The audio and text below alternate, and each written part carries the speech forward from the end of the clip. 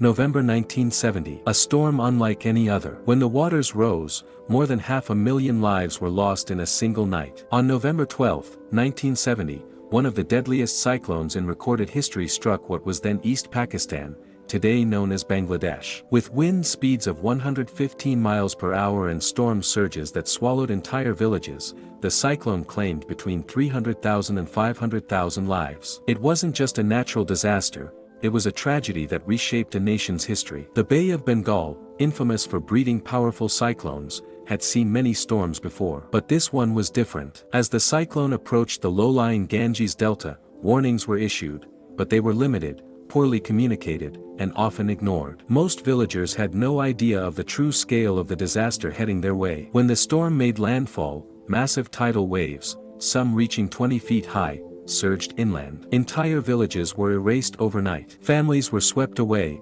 crops were destroyed, and livestock drowned. Low-lying islands in the delta, with little to no protection, were completely submerged. Survivors described scenes of unimaginable horror, fields filled with bodies, trees wrapped with debris, and entire communities vanished. The human toll was staggering. Millions were left homeless, and diseases like cholera spread in the aftermath. Relief was desperately needed, but it came too slowly. The disaster wasn't only natural, it became deeply political. At the time, East Pakistan was ruled from West Pakistan, nearly 1,000 miles away. The government's slow and inadequate response fueled anger and resentment among Bengalis. This anger soon boiled over into the independence movement. Within a year, East Pakistan declared itself the nation of Bangladesh, and a brutal war of independence followed. In many ways, the 1970 cyclone wasn't just a storm, it was the spark that ignited a revolution. The scale of the tragedy shocked the world. International aid eventually poured in, and scientists began studying the Bay of Bengal more closely,